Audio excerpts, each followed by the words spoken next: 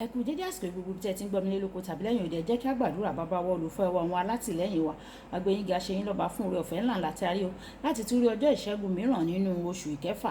Àdúpẹ́ fún gbogbo àwọn ogun tí ẹ̀ ń ṣẹ́ nínú ayé wa, èyí tí ẹ ti ṣẹ́ sẹ́yìn àti èyí tí ẹ̀ ń ṣẹ́ lọ́wọ́lọ́wọ́ àti èyí tí ò tún ṣẹ́.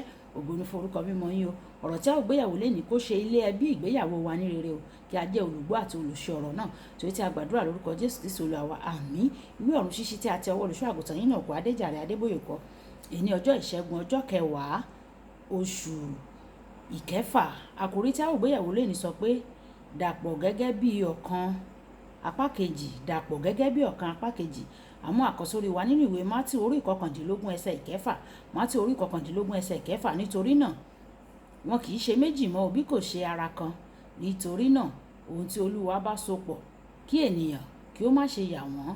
Nígbà tí a mú Bíbélì kíkà wa nínú ìwé orin Dáfídì orí ìkẹtàléní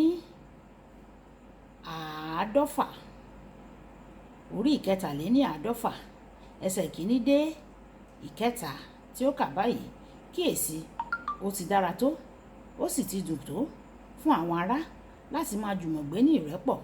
Ó dàbí òróró ìkunra iyebíye ní orí tí ó sàn dé irùngbọ̀n, àní irùngbọ̀n Áárónì tí ó sàn sí etí aṣọ rẹ̀, bí ìrì Ámónì tí ó sàn sórí òkè Síónì.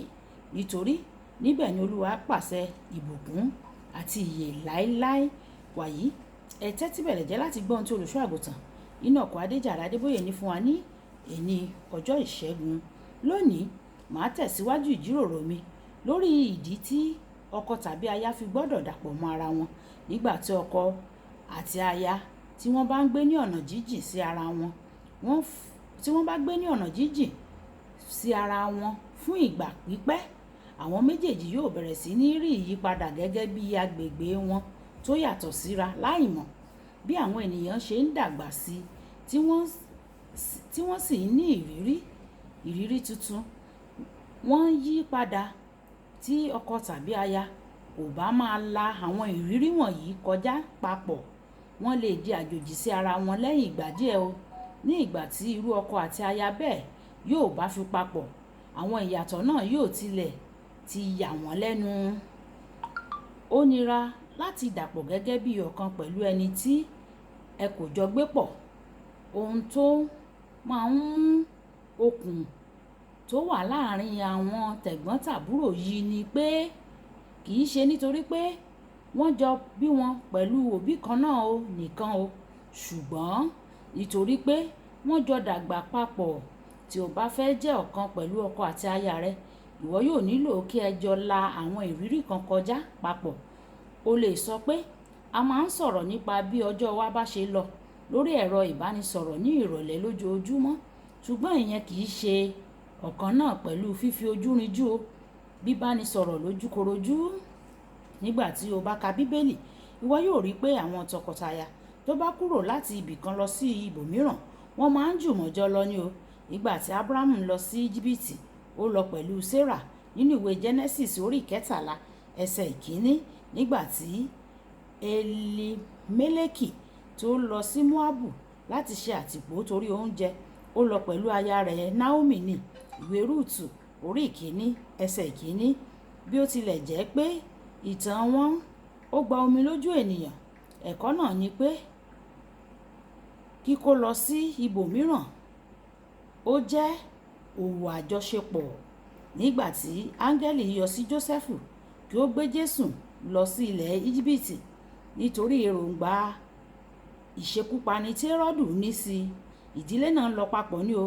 Ìwé Mátíù orí ìkejì ẹsẹ̀ kẹtàlá dé ìkẹrìnlá. Àwọn ìṣẹ̀lẹ̀ kan lè wà tó jẹ́ pé kò ṣeé ṣe. Ó fàyè gbà kí ọ̀kan kí ó kọ́kọ́ lọ sí ibòmíràn náà.